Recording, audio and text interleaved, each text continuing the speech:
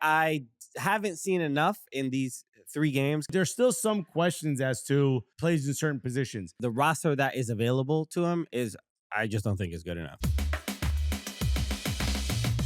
Let's get started today with the U.S. men's national team. Let's talk about it because, yes, the U.S. men's national team won all 3 games in the group stage. They did. They went undefeated. They only let in 1 goal, 2 clean sheets out of those 3 games. It's absolutely wonderful. But was it good enough? How good of a job has Mauricio Pochettino done? We got to give him a grade. And that's why it's today's top topic, everybody. Let's go. So I'm going to ask you, Mauricio Pochettino won all 3 games, right? Top of the group, only let in 1 goal, 2 clean sheets. But still, though, what grade would you give him? I'm gonna do just like the college football rankings, you know, the strength of schedule. That's gonna be a factor for me. So I'm not going to give a very high grade. I'm gonna say a C plus. I'll do because C plus the competition that we faced, we expected to win. The one where I want to give credit is in the game against Saudi Arabia, which I did think. It was, you know, they defended well. It was a tough game, but we got through it, right? And won that game 1-0. So that one I want to give credit to, but I haven't seen enough in these 3 games because I still have the 2 friendlies before the Gold Cup like fresh in my mind. Right. So you're grading on a curve. Yeah. Okay. So so that's why it's a C plus for me. Is it grading on a curve or grading on a curb? It's a curve. Yeah. I don't know. All right. Well, you know what? There's no dumb questions, right? I test that theory quite often. I'm going to give him a little bit of a better grade. I'm going to go B because you can only play the teams that have been put in front of you. Right. They did not request this group. They simply were given this group. So if you're going to win 3 out of the 3 matches and you're going to look pretty good in the hardest one, the one with your best competition, then I'm going to suddenly feel a little bit more positive about the outcome. But there's still some questions as to plays in certain positions. I'm all for giving, if you're going to bring in a squad that's younger, less experienced, whether, you know, we've talked back and forth about whether that was the desire or not. But if that's what you're going to walk in with, I'm cool you giving minutes. But there's still some players where I'm like, man, this just ain't up to snuff. And I don't know what you as a national team manager can do. You're not a club manager. You know what I mean? Yeah. You don't have all this amount of time. I don't really know what you can do to unlock something better, but can you put players in better positions? Can you create a system that will take advantage of players' best assets? I don't know that maybe it's a half of this and half of that, but we've had these conversations. Yeah, I just don't think the roster that is available to him I just don't think is good enough. But we have so many players. There's so. I mean, yeah, that preliminary roster when you see it's like 70 guys, and it's like there's not 26 solid. Like even in the B quote unquote B team, like you would think, but they're really.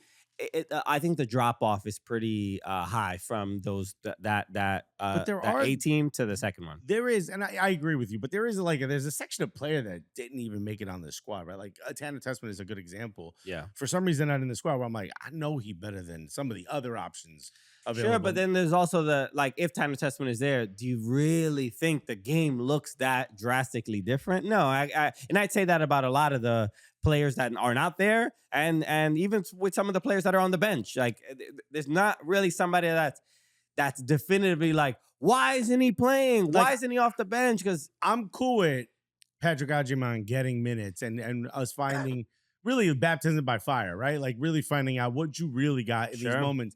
But there are moments in these games where I'm watching him, you know, hit a cross, diagonal cross back into the top of the box or something, where I'm like, there's got to be somebody, you know what I mean, who maybe doesn't have the other attributes he has, but can do those little things. Yeah, and we all watch the games like that, and we get frustrated at certain moments or certain players, but Agyemang is a great example of like, he'll miss a great opportunity or doesn't necessarily take a great touch on a good pass or a through ball or something. I mean, the 1v1 that he missed against Haiti, even though it was probably going to be called offside, but it's just like, you just want to see the ball go in the back of the net just for the sake of your own like confidence. And he ended up scoring the game winner. But it's a grab the bull by the horns thing, and I'm sitting here wondering where are you grabbing this? But bull? even against it ain't the horns against Saudi Arabia, against Haiti, his physicality is clearly his best asset, and he is a problem for defenders where he's physically imposing, pushes them off the ball, and he's also very fast. So that is incredibly useful. But the I'm cool details, with him being an athlete and the a little unit, details. but can you be a footballer at the same time? Even that, I think he's a footballer. I'm not saying he isn't. But you know what I'm saying? A striker. Like we know what a striker looks like, and it's a Balogun is a better example of just like he does not need a lot of touches. He can set himself up for shots and good shots. And we can always have the conversation of like his finishing or service and blah blah blah. But Ajimang is it's just not refined yet, and maybe it will. C+ for Mauricio Pochettino. That's not too bad. But how about I give our fans an A+ if you click on that like button? It tells YouTube to share this video with so many other people. Do it real quick. Do you think Balogun would have done more with the service that Ajimang has gotten so far in these 3 games? I think so. But then there's also I could also say Balogun probably may have not been able to create the space that Ajimang has. So it would have been a difference. 6 of one, half a dozen of the other. That's how I'm looking at it. I don't necessarily think that I don't know that changes anything about from what we've seen already. At this point, we should probably ask the question. Malik Tillman, to me, has been the star of these last 3 games. Yeah. I mean, he is the one that is and it's interesting because from the World Cup where he couldn't get minutes, and even before that on the Berhalter, it's just not. He looked tentative when he did get minutes. He does not anymore. He does not now. Yeah, and that's what I want from pretty much any national team. But how about all the players? But if you're on the national, it's like when I always hear like NBA players talk about this when they played in they were the best in their high school, or they're the best in their state, in their region, and they completely dominant. And then they play in like the McDonald's game, all the high schoolers playing. And then they're like, oh, whoa, like everybody's good here or whatever. Or NFL players are like, oh, this guy's All-American and blah, blah, blah. Like the U.S. men's national team should be 11 players who all want the ball, who all are like, not want the ball for selfish reasons. Sure. Want the ball and like, yo, give me the ball. I can make a difference in this game. Right. But when players are nervous or tentative, it just tells me like, oh, they're not ready to be on the national team, but they're not ready to like really make a difference. They're not ready to be a star on the national team. And that's what we need. We need 11 players that are exceptional. So it's great to see that growth, especially from Tillman, of like, he is just now, he just doesn't seem nervous. There's a little bit of he's on the pitch like, yo, I'm the best player on the 100%, pitch. 100%. I love just seeing that. Yeah, he's just like, yeah, why don't I have the ball right now? I'm so much better than everybody here. But that's the bravado that we want, which begs the question, would Gio Reyna make this team better? I mean, I guess he might bring that bravado, right, a little bit. But Gio Reyna is in a... yes or no? Would Gio Reyna make this team better? The Gio Reyna in my brain that I remember seeing, yes, he would. And that's why I'm saying no. Because the Gio Reyna in your brain and the Gio Reyna in my brain is him balling out, he's one of the sauciest, one of the most, incisive players that we have. He's one of the most skilled technicians in the midfield we've ever created as a nation from those little moments we've seen. But can he put that together? Can he get his head straight and get minutes on the pitch? This dude ain't played in forever. Yeah, and now would he be able to come into the national team and ball out? There's been times where he has, right? Nations League, he didn't play much for his club, came in and balled out. But Malik Tillman is balling at a level we haven't seen in a long time. I don't know that Gio Reyna adds anything on top of that now. It's frustrating, and I misspoke on the last episode because I said Gio Reyna wasn't called up to the Club World Cup squad for Dortmund. He is on the Club World Cup squad, but he has not played. He's not playing. They should have just let him go to the Gold Cup. Let him go to Gold Cup. If they weren't going to play him, so or get minutes. Get minutes on the Club World Cup. Oh, but Jude Bellingham's little brother's there now. Joe, bro. How many Bellinghams are gonna stop America? We gotta stop letting these English take our Jobs. Yeah. They're taking our Jobs away. Damn. You know how it is. Actually, if only we could take a Job away. We need to get our Jobs back. But no, it's frustrating. You're saying we need to cool him down, so maybe put him on ice, is what you're saying? Alexis, that is offensive. Yeah. All right, you've taken it too far. Is that what you're saying? I'm just trying to parse what you're saying.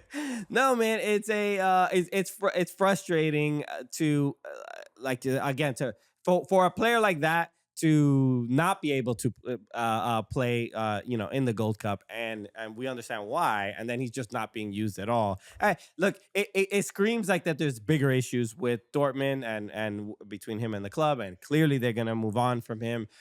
So clearly, it might be just one of those things. We're not playing him because we're gonna sell him, and we don't want him to get injured or something like that. But it's a frustrating situation. So I don't even know who'd buy him at this point. You got to play in order to get bought. I don't know. Yeah, I talked about Okupo. MLS seemed to be an option. I saw my apology. I forgot who the crew fan. He's a diehard fan of ours, but he said he has to get ready to be playing against FC Cincinnati too. Andrew Johnson, yeah.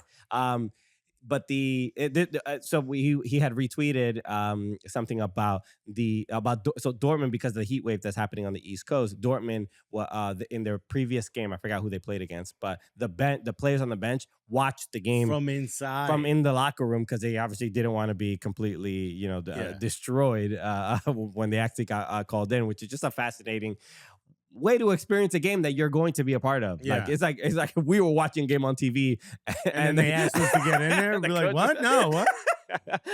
I just got my flip-flops on, bro. Damn, bro. I just made popcorn. I ain't ready for this. But the U.S. is going to be facing Costa Rica on Sunday, right? Sunday at 7 Eastern time. And we can announce. It's supposed to be Saturday. It was, I think it got moved. But it's going to be on Sunday. And after the game, we're going to be going live here on the Cooligans YouTube channel. So if you're listening to this, join us right after the game. We're going to be doing a live broadcast. So we'll take your questions, your comments, and we'll talk about how the game against Costa Rica went. Costa Rica did face Dominican Republic a couple days ago, and DR did score. They ended up losing 2-1, but they scored against 2-1 ain't bad. 2-1 again. Scoring against Keylor Navas is no joke. Some people call the best player that CONCACAF has ever created, which is a fair statement. Won a lot of Champions Leagues with Real Madrid and all that stuff. But yes, so a reminder: join us on Sunday right after the game, right after the final whistle. Come YouTube.com/soccercooligans and join us. All right. Well, you get to hang out with us after a game. Is that what you've always wanted? Exactly. You put it on. It's what you had it on your vision board. On your vision board, on your Christmas Look list. Look at you generating manifesting generator, whatever that thing is, huh? Okay. Look at us trying to be more universal. An interesting stat here. Shout out to Statman Carter. It said Haiti.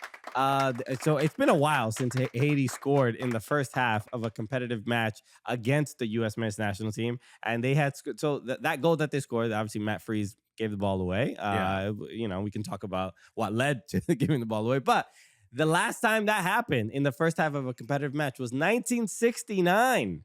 Was that the moon landing? Yeah, dude. We were distracted. Also, what national team did the U.S. field in 1969? You're nowhere near qualifying for a World Cup for another 20 years. Think Buzz Aldrin was on the U.S. men's national team and an astronaut. He said a small step for the national team. Giant step for Haiti. That's crazy. All right, Buzz. Damn, bro. Bars. Yeah. Didn't remember Buzz Aldrin died not so long ago. Remember when he punched someone in the face because he said that the moon landing was fake? You do vaguely remember that. Yeah. Dude, Buzz got sturdy, dog.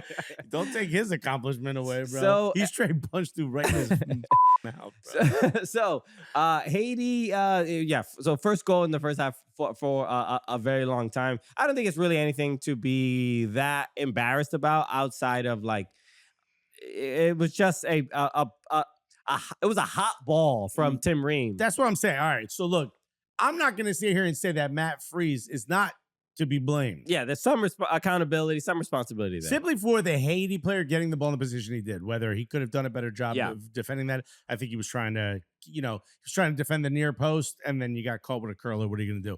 But what percentage of blame would you put on Tim Ream? Because I would put about 70% of the blame on Tim Ream.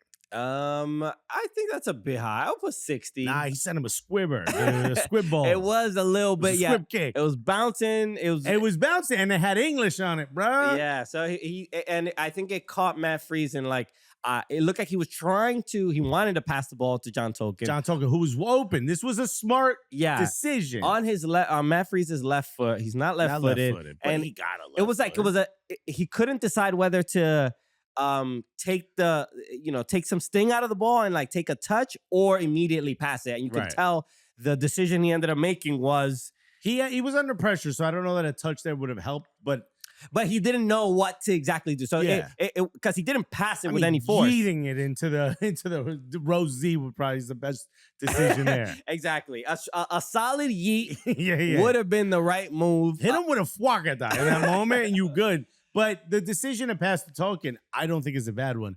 The ball's coming in it's bouncy and it's sort of twisting the way like a bowling ball does. Right. It's just not a smart.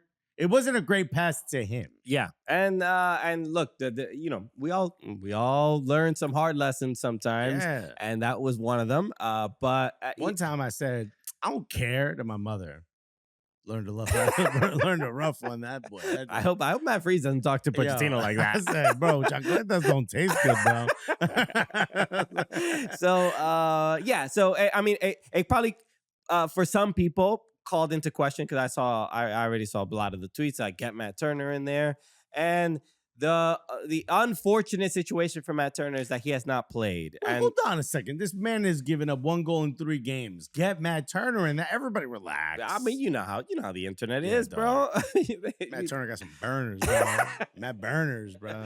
So, all right. So we should think about what for these knockout matches. This lineup was a little bit different than some of the other ones. So Pochettino is mixing things up a little bit, and I don't know if it's a little bit of they had already moved on. There wasn't any real question. There wasn't any question about moving on into the quarterfinals. But were the changes because of resting some of the other players, or because this might be a better roster? And there were a couple things I did like. I did like Brendan Aronson starting. I think he just brought a different energy and the chemistry. He ended up getting the assist for the first goal to Malik Tillman, and so that was good to see. Having Tolkien over Arvston. Tolkien over. We can show we have our lineup. So what I think we only have one different player on our lineup. Yeah, let's take a look at Alexis's lineup for the upcoming match against Costa Rica. You want to go through it? Yeah, for me, I'm putting Arvston back in as your starting left back. I'm keeping the center backs the same with Richards and Ream. I'd probably swap their positions based on what you see on camera. But as far as I'm concerned, I'm not a huge fan of Ream at this age being a starter, but he does offer some solidity. Yeah. So I'm cool with that. Freeman, let's keep going with the experiment. Let's see what. It makes me nervous a little bit. Yeah, look, I mean, if this was the World Cup, you wouldn't be on my starter squad. But all right, let's see what else you got. I'm gonna stick with Luca De La Torre and Tyler Adams. I'm gonna let y'all cook back there. You decide who goes forward. Most likely Tyler Adams, box to box and whatnot, but also he's a pit bull and he can defend. I'm going Tillman Central, and I know he started on the left. Even though they're swapping slots, I'm more comfortable with him at the cam, and I'm digging Brendan Aronson.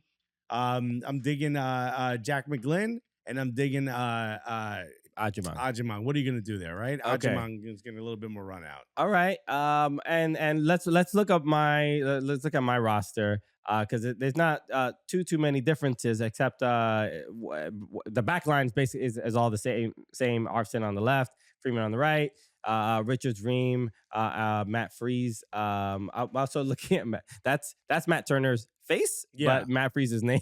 So we'll fix it in post. All good. And then So Tyler Adams, Luca Del Torre, and then here's where we differ in the went with midfield. Diego Luna. I went with Diego Luna as the attacking midfielder. Tillman on the left. Send them forward. I love the confidence, and I think maybe him a little less responsibility in the buildup would be good. And Diego Luna, I think, will do that job incredibly well. And Brendan Aronson on the right instead of Jack McGlynn, and Patrick Agyemang up front. So I like this. The missing piece here is that Jack McGlynn, those 30-yard bombers that he can, bombs that he can send are incredibly useful. But I think the skill set that Aronson brings, I think it might be a little bit more useful against Costa Rica. And but I think both lineups are pretty good. I mean, this is where Pochettino can, I think, tinker a little bit, especially up top. I don't disagree, and I don't hate your starting lineup. I wouldn't be upset with it. But the reason I put Jack McGlynn there is because simply when you're going to go up against a low block, and that's exactly what Costa Rica is going to do, sometimes, just a screamer from outside the box. Sure. Sometimes you don't got to break down a low block if you go around him with a beautiful shot, and that he does offer that. And I do think with a little bit more time, he can find that chemistry that seemingly Aronson was able to pick up pretty quickly. Yeah, it's just that the athleticism of Jack McGlynn is where I worry a little bit. Yeah. And so we'll I think you're forgetting something really important. He's a Knicks fan. You know what I mean? And that, gotcha. At the end of the day, right? Isn't that important? Okay, well, this changes everything. Yeah. All right. I mean, I'm glad finally you're admitting it. We need 11 Jack McGlynns out there, I think. Oh, no, how about 10 and one Jalen Brunson, bro? Okay. All right. We're gonna talk to David Butler. You're gonna talk to David Butler. I'm gonna go hang out with David Butler. I'll be right back. Alexis is gonna go fly to Los Angeles real quick, so nobody go anywhere. The budget's crazy these days, yo. So let's see how it goes. Here's Alexis' conversation at PSG House with David Butler. All right, everybody. Thank you so much for checking this out. I'm here with the homie. Look at me. First of all, I'm in LA. I'm wearing shorts. The knees are out. It's a wild time. Everybody's trying to feed me salads. It's a wild place out here. I'm with the homie, the one, the only. I mean, I've known this guy for years at this point. This is the first time we're linking up in America.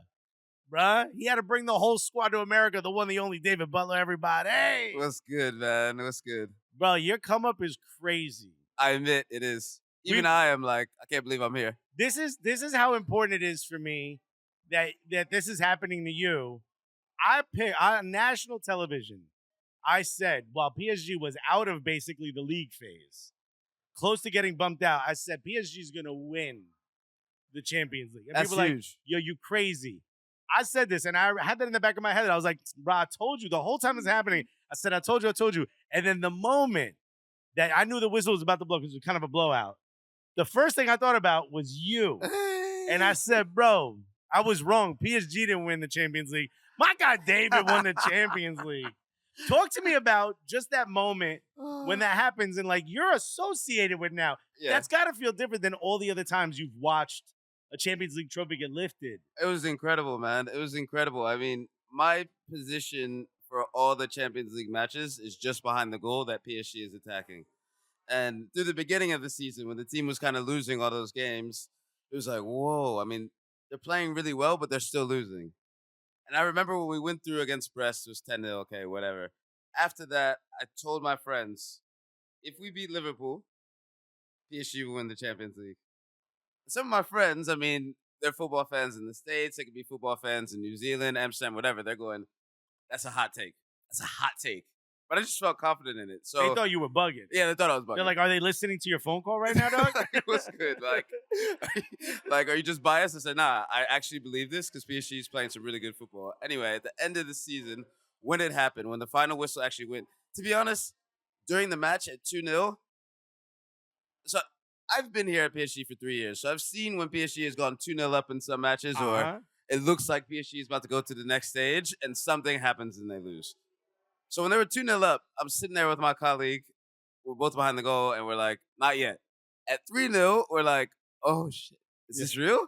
And then at 4, we knew it was about to happen. When the final whistle went, to be honest, it just felt nuts, bro. It just felt like it took me 2 days after to process what had happened.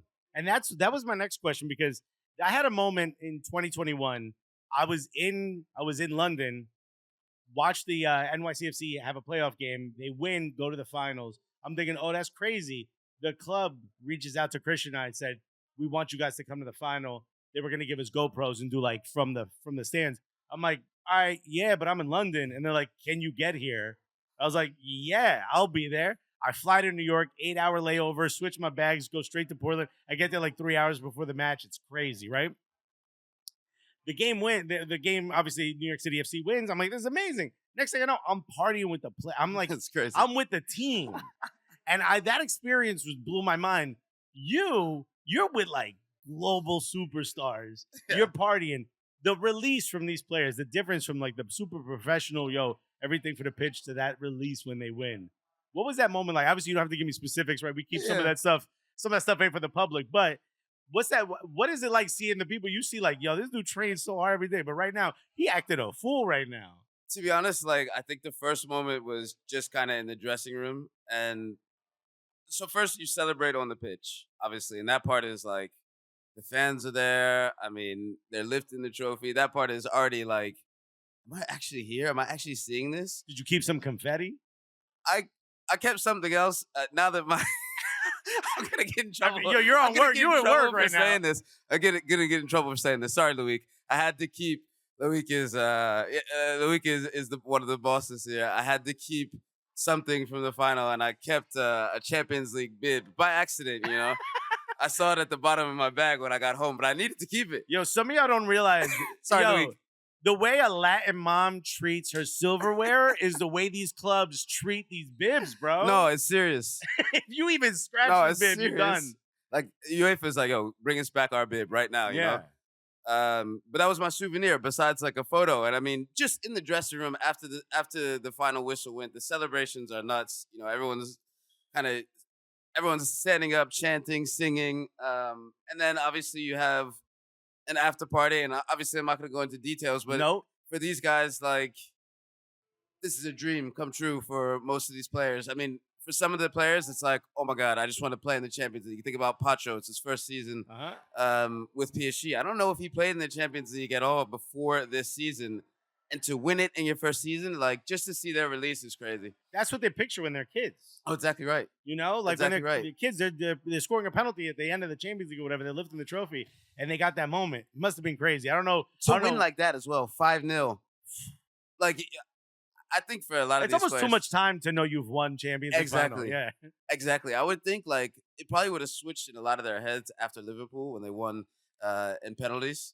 So losing at home 1-0 and then going away to Anfield, like a crazy atmosphere. Mm-hmm. Winning 1-0, then winning on penalties. I think in their head in that moment, it must have been, oh yeah, we're close. Yeah, we're close. We're for real now. Yeah, and I was at the Emirates when PSG lost to Arsenal early in the Champions League. Yep. And I was with Arsenal like execs, and I told one of them, I'm like, that's not the PSG we might meet again. Yeah. If this happened, like that was an anomaly because it was kind of still learning. And the reason I had a lot of confidence in PSG was specifically because one of my favorite coaches in the world, one of my favorite people in the world is Luis Enrique. Yeah, it's incredible. Bruh, you get a chance to talk to him in a way that I probably never will. Yeah. Even though he did raid me once. He raided Cooligans once on Twitch, which That's is really sick. cool. It's a really cool moment for Cooligans. Is he as eccentric or way more eccentric than he lets off on some of these videos? Listen, I think he is eccentric, but I definitely think he's 100% himself. And that's what I love so much about Luis Enrique. And also just the work that he's done here. Because as I've said, I'm going into my 4th year here at the club. And it's not just only down to Luis Enrique, but the unity he's built, not just in his team, but with the media, with the whole club, with everyone at the training center. It's incredible. And, of course, I've spoken to, I mean, there's been pictures and stuff of kind of him walking around the training ground in barefoot or with his shirt off, and he likes to feel grounded. Yo, he shows up like Lance Armstrong, I love right? it. He rides his bike. He bikes in. But for him, what I can gather and what he's spoken about is how important the mental side of everything is in terms of his success in daily life. He wants the players to feel comfortable. He wants them to be mentally strong. Like, I don't think I've seen a coach in my kind of career in this football industry, 7, 8 years, whatever, I don't think I've seen a coach like this, and I think he's truly a special person. Yeah, I get the sense of that, and I watch a lot of his videos, and I hope to speak to him one day because I just feel like he's the type of dude that like you ask him any question, and he will circle around to some piece of advice that you're probably going to hold on for a long time. no, exactly right, exactly right. I think he's a really clever person, and I think I would sit there and watch all his press conferences, and I'll just be there. You know, when you just shake your head and you go, "That guy's got it. He knows what he's doing." Yeah. I watch his press conferences, and he's like a step ahead of the journalists every single time. He's playing chess. He's playing chess, man. Yeah. He has like he has not the right answer, like, "Oh, this is what you want to hear," but sometimes it's like that's not what they wanted to hear, but it was absolutely what they needed to hear. Yeah. And he does this so much. He feels like one of those guys that he's not doing like coach speak, Yeah. but he's somehow working around your answer to get back to the point he wants. Oh, absolutely. I love Absolutely. it. He's in control. He's in control. I absolutely love it. I also obviously we're surrounded by PSG employees and executives, so I'm gonna say what I'm about to say lightly. Well, the most amount of confidence that I had in him came from the way he handled superstars last season. Yeah. Okay. So I'm gonna say some huge cojones, right? As a Latino, I'm like, yo, Yeah. this dude is making some big decisions. 100%. But for it to come to fruition, the next time you talk to him, tell him there's a dude in Brooklyn who absolutely admires the hell out of him. I will. Hopefully he gets that. Your career, right? You Yeah. started out when I met you, you were at 433. Yep. I said, who the hell is this American dude in this wild, mysterious Instagram account?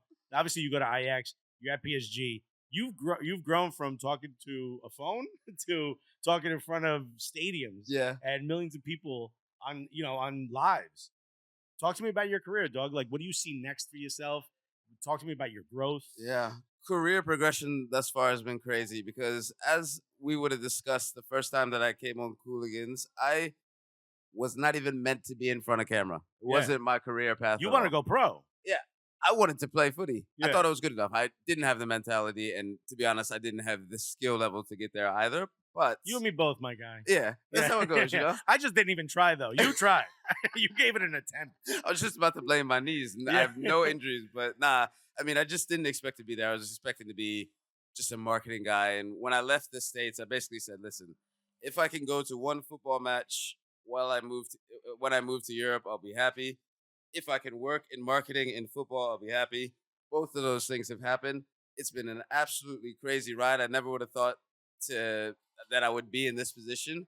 And to be honest, like I can talk in front of a camera. I don't really get that nervous. I can talk with the players. I don't get nervous at all because I've been in dressing rooms my whole life. So I understand that.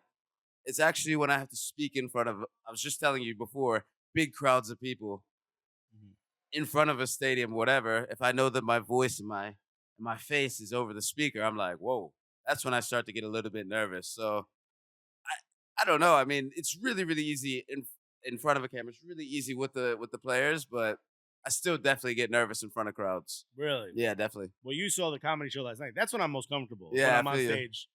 My voice is amplified. None of y'all are. Y'all paying attention to me?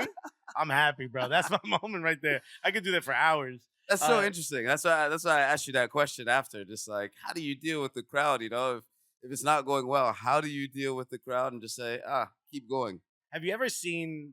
This is gonna sound like I'm gonna sound like Joe Rogan for a second. I don't mean to, but you ever see like the video that renders like it gives you an example of like what a hawk or an eagle sees, like mainly Yeah. a hawk, like when it like zooms in almost. Yeah. Like if that almost happens, like you get tunnel vision when you're on stage. I feel you. And I love it. Like I go into the zone where I'm like, I'm one-on-one. And if somebody pops up and it's like, tries to heckle me or whatever, I'm like, oh.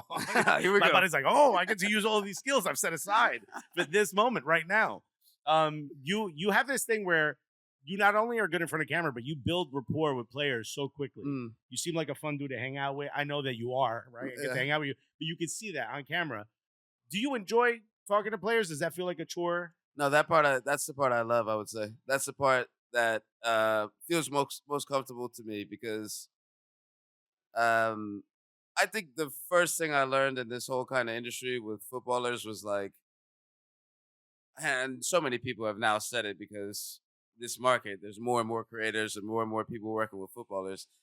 The easier you're able to treat them as regular people, as you're just talking to your friends, Like that makes them feel so at ease. And I think that is probably a strength of mine. And I'm probably not able to articulate it as well as I probably should be able to. But I would say that probably one of my strengths is making them feel comfortable, making them feel as if it's just us kind of in the room. Don't worry about the camera. And I would say, like, I would definitely say I agree with you in terms of building rapport. And one of the ways that I think I've been able to do that is I never really want to ask for anything, not even like a photo from them. Just want to show them, listen, you can trust me. I'm not going to ask Right. you for anything. I know a lot of people in your life are asking you for stuff. I just want to do what we have to do work wise, and let's go. Let you get on with your life. That's it. Yeah. I gotta get what I gotta get, and then you could go That's on. it. Which player from this squad I think has surprised you the most with how open they are in interviews or how comfortable they are, or how funny? Who's the funniest? Well, I would say funniest, in my opinion, the person that makes me laugh a lot is Kimpembe. He's a lot behind the scenes. Really? Yeah, I really like Kimpembe.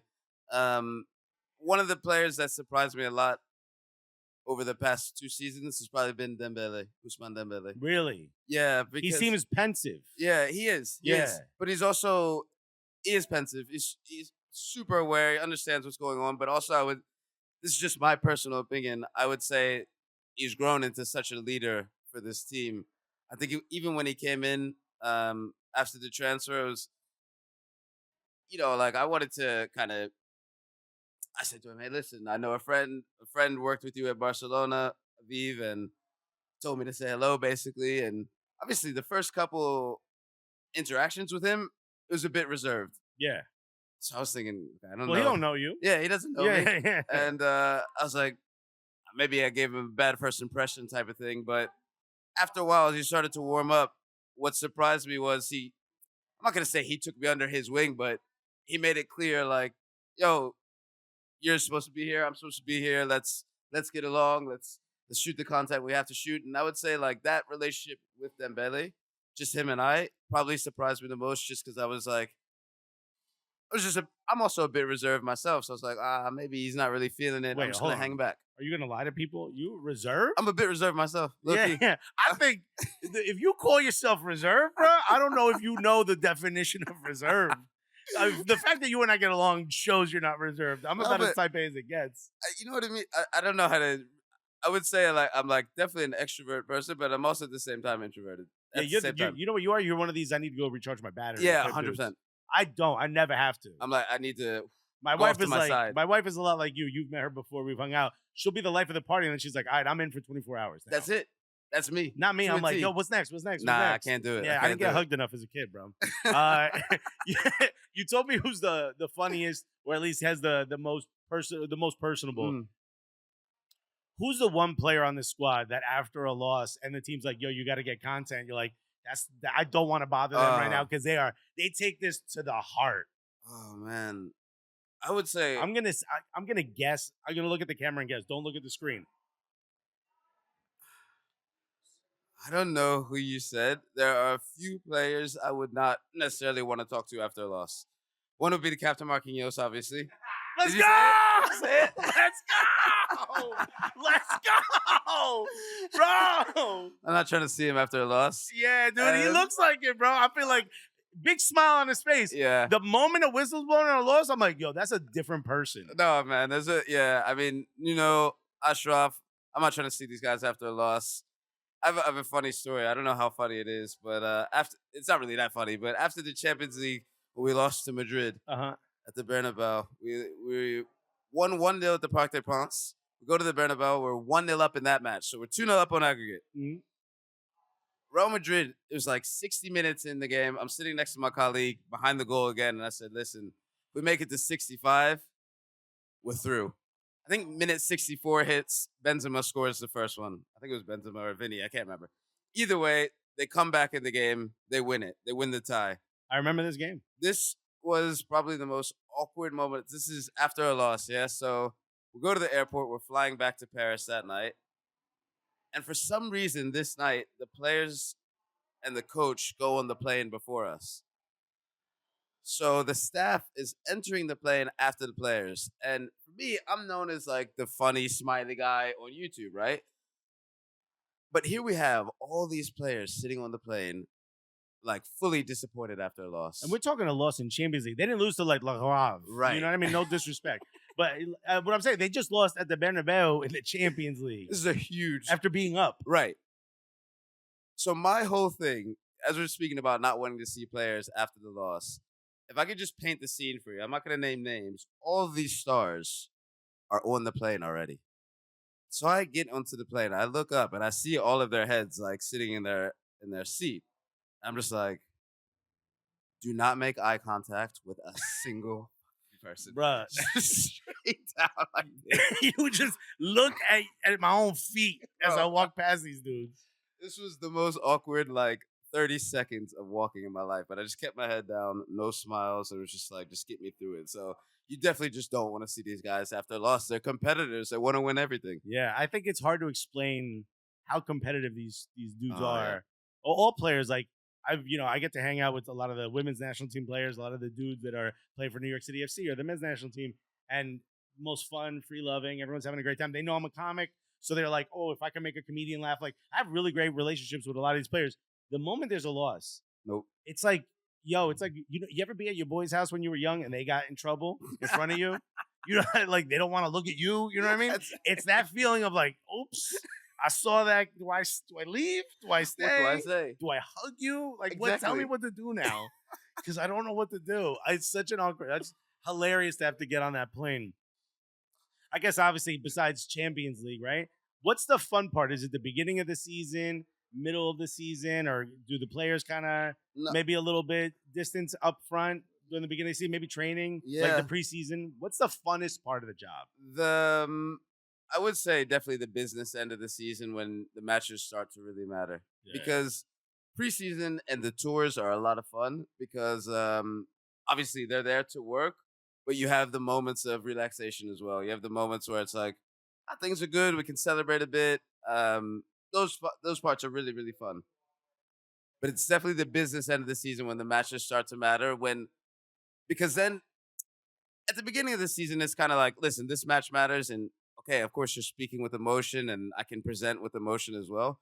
But when it starts to get to the semifinal stage or the finals, what everyone wants to be at and what the fans are all watching, those are the moments that you really feel the atmosphere, that you really feel like this is really, really special. But also, like, the big derby matches, those are also good. The Classique, when the fans are up for it, everyone's kind of like building that kind of I guess intensity.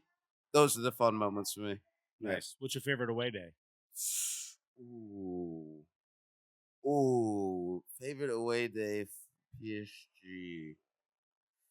Oh, that's such a hard question because now that I've been to so many, it's really, really hard to think of one in particular.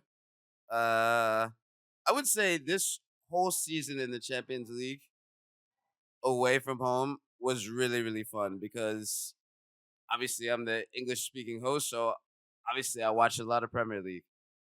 And to go to England, I think at first like Liverpool was just like so cool to go to. To go to Anfield, I really don't like Liverpool personally, so for me it just felt extra special. It was nice.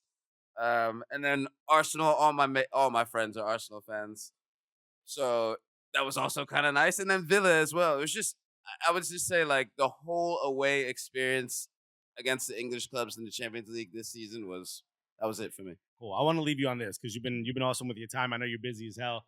This is usually your off season. Yeah, now you're working, but hey, at least you get to be in LA. It's not that bad. Exactly. And potentially in New York if you guys make it to the semifinal, which I'm sure you will. But I'm gonna leave you on this. When you talk about sort of the away days, right? You first brought up England, and that brought up a question in my mind.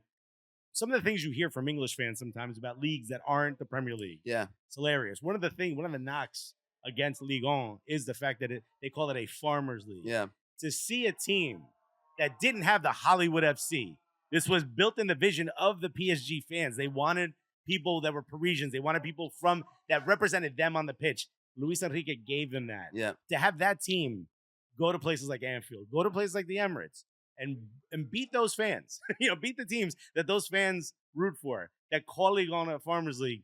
Was there a little bit extra Told you so. Oh, it was special, man. It was special. Like I said, I made that hot take to my friends, and I said, "Listen, PSG will win if they beat Liverpool." I right? already know what the replies were, Right. bro. So hot take, you know. Yeah. Okay, whatever.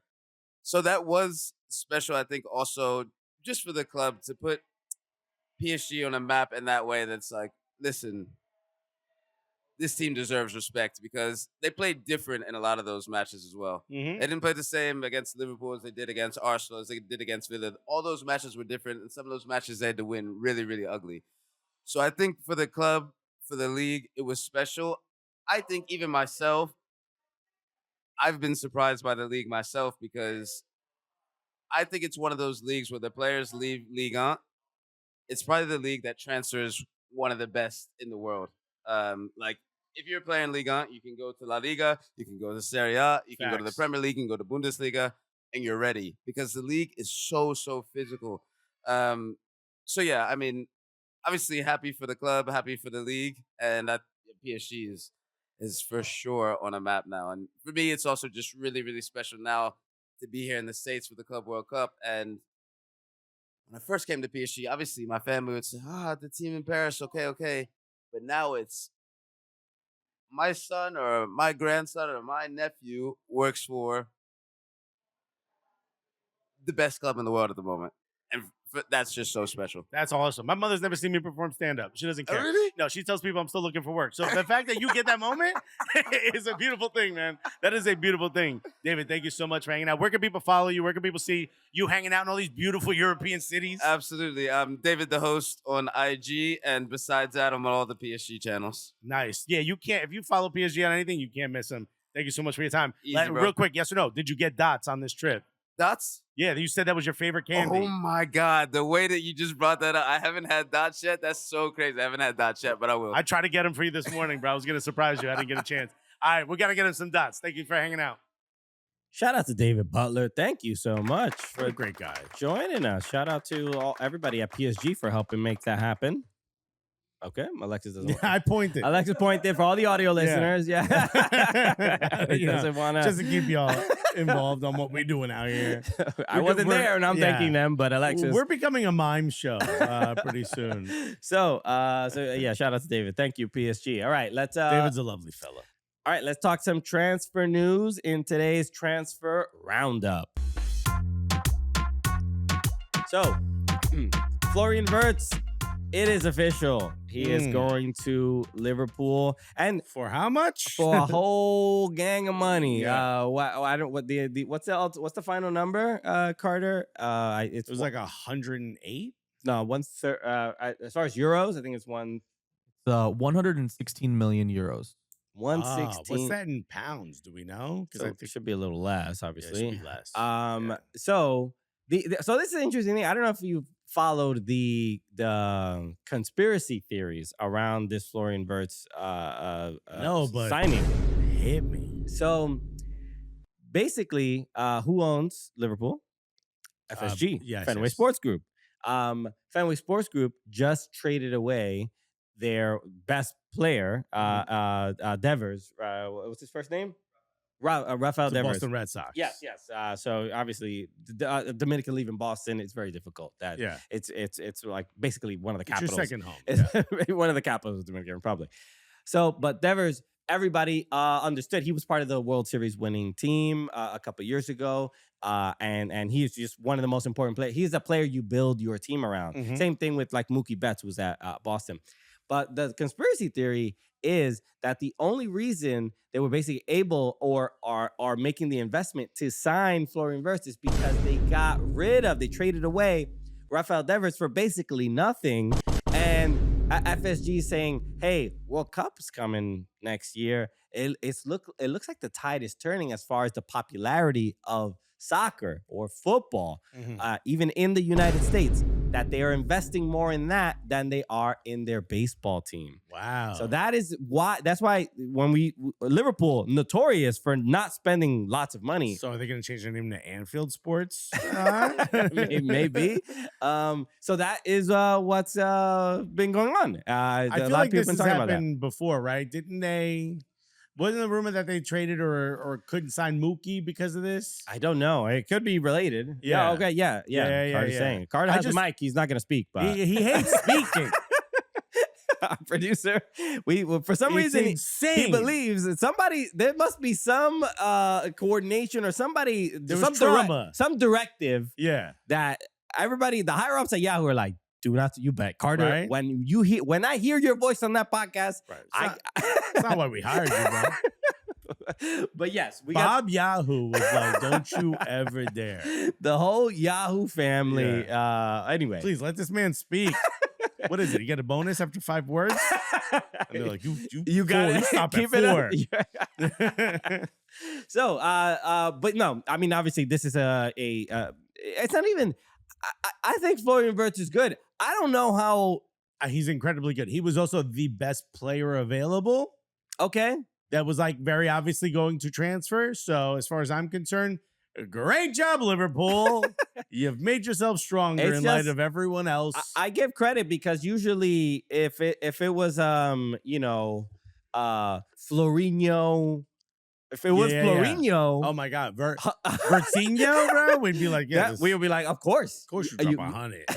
It's just we're not used to Germans demanding this kind of a fee. We're all thinking of a World War II joke there. We're not going to say it. So I'm just saying, it's just like the bias is there. I mean, we 100%. All know it. You know, if a player has like an American last name or an English last name or whatever, it affects their transfer value. We know that. So look, I know Florian Wirtz is good, and I hope he does well. I'm shocked. I'm shocked at the transfer fee. I'm shocked that it was Liverpool who paid it more than anything. But he is a player that literally fits their system perfectly, and I think he's going to do extremely well.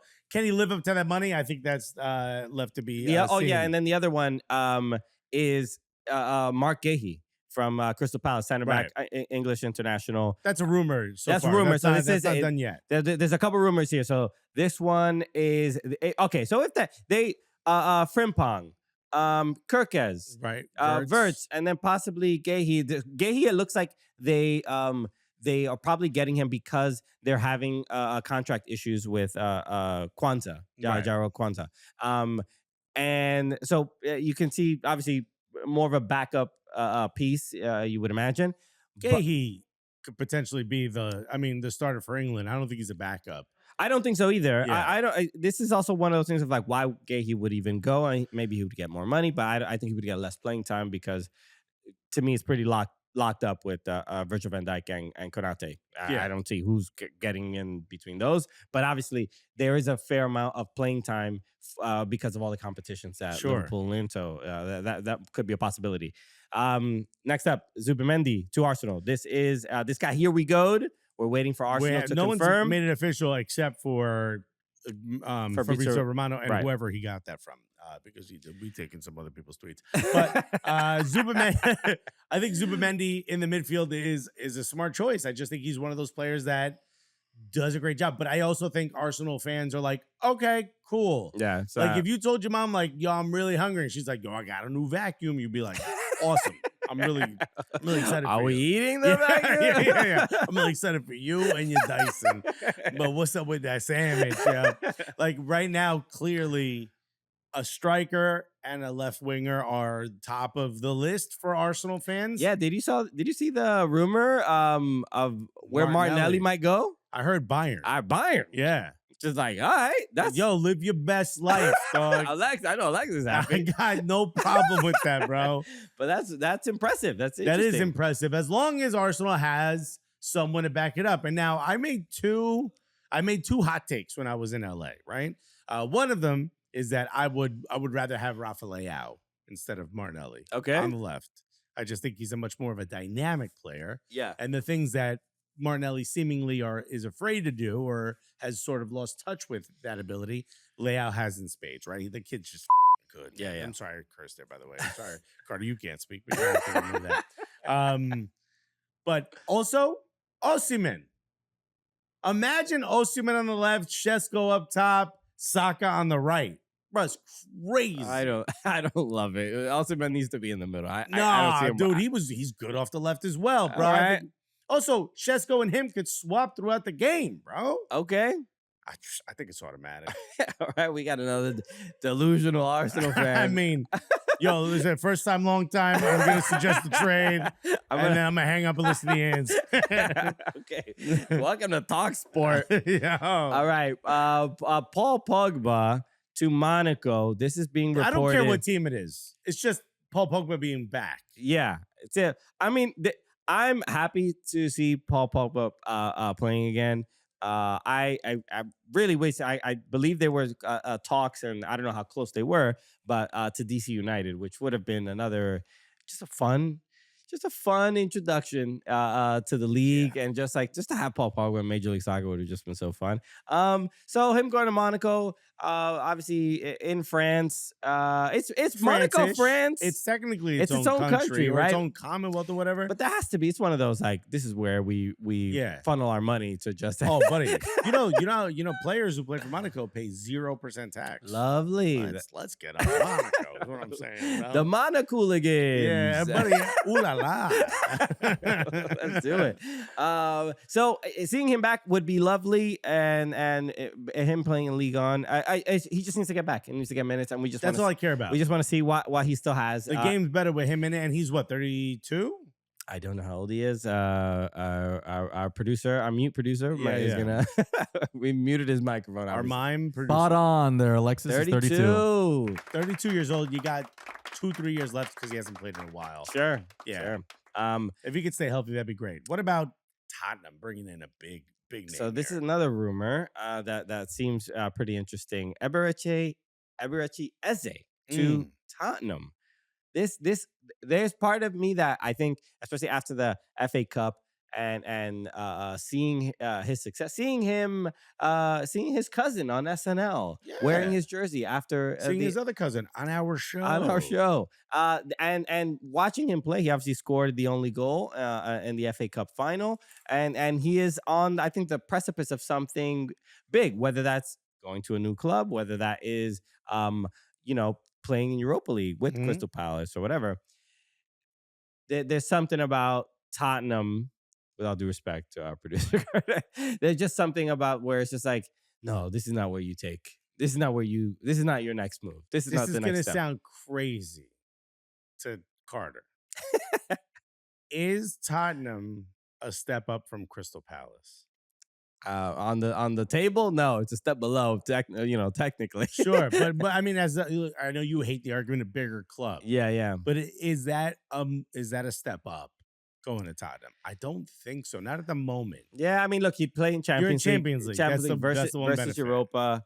Thomas Frank is the coach. If Thomas Frank won't choose for good reason, the guy's read every stat. Yeah, sabermetrics. But I mean, there's something to me. Eze is he could be at Man City. He could be at Bayern. He could be at Bayern. He could be at. He's that good. Yeah, he could be at any major Champions League club. Yeah. So that's where you just don't want a player like that. It feels like a lateral move is the point I'm trying to make. Sure. Yeah. It feels like it would. Unless your wages go crazy. Him playing at Crystal Palace, the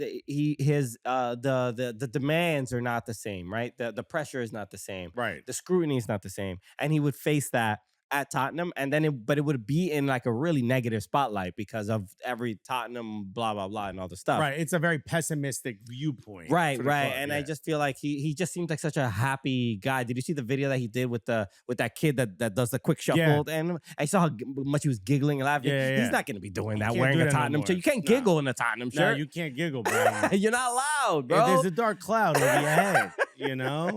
We want giggly Eze. Yeah, and that's not what Tottenham Once offer. The beer goes through the bottom of the cup, like it happens in that stadium, it just ruins. Everything is upside down now. Okay, what is Stranger Things, bro? That's the upside. That's what is it? The upside down? Upside down, bro. Oh, damn. Daniel Levy's the Demogorgon, bro. Okay. I think many Tottenham fans would not disagree. Yeah, yo, Tottenham fans listening, they're like, I think Alexis and Christian got it spot on, bro. All right. So let's wrap up there, everybody. Damn, what's the girl's name on the show? 11. How many players are on a pitch? Damn, bro. Wow. Yo. I don't even know what we just did What there. is this? So strange. Yeah. There's a black kid on Stranger Things. Eze's black, bro. Damn. We got it here, bro. Damn. Yo, the show took place in the 70s, right? Yeah. That was the last time Tottenham won a trophy before. Wow, the connections are all Yo, there. it's crazy. I mean, that connection, don't worry about it. We're rounding up. See, until last season, obviously. Okay. Damn. Thank you, everybody, for tuning in. Shout out to David Butler for hanging out with Alexis out in Los Angeles. Made it sound like you hired him as my babysitter. you changed a couple nappies. Yo, hell yeah, dog. I needed that. So Threw my legs up and I said something bad happened back then. yeah, so shout out to David PSG. Well, best of luck to PSG in the rest of their Club World Cup. Yeah. They lost in their last game, which was a Crazy. very big shock. They lost to Botafogo. 1-0. So Shouts to the South American teams, man, who've been absolutely yeah, balling we're gonna in talk this some competition. a lot more Club World Cup in the next episode. We're gonna be going to a game tonight, Porto Alali out at MetLife. So that's gonna be that's gonna be very I fun. think I bought this Alali jersey, bro.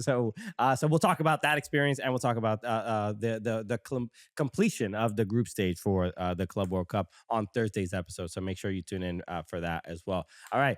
Make sure you follow us everywhere. Hit the like button. Hit subscribe. Follow us at Soccer Cooligans. Hit the little bell too. Once you hit the subscribe button, a little bell pops up. Exactly. Click on that bad boy for us. All right. That way you can be made aware of when our next Hitting episode. the bell is free too. We took away the fee. It was $45 before, Right. and now for you, we're actually gonna give you a deal. It's gonna be a free bell. Click on the bell. 100% off. And you know what?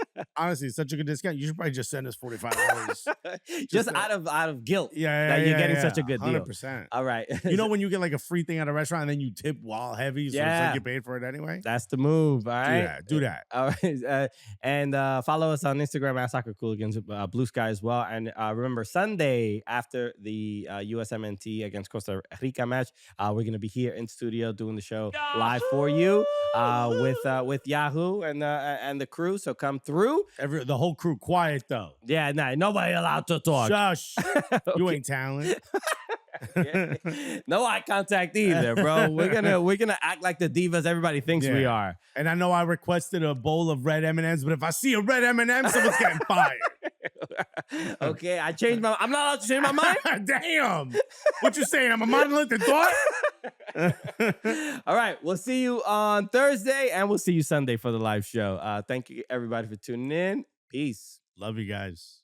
Man, these transfers go crazy. And if you want to see what men's national team players we think should leave their clubs and get a move to another one, why don't you just click right over his head? That's the video. Yes, and if you want to subscribe, just click on Alexis's face. Do that right now.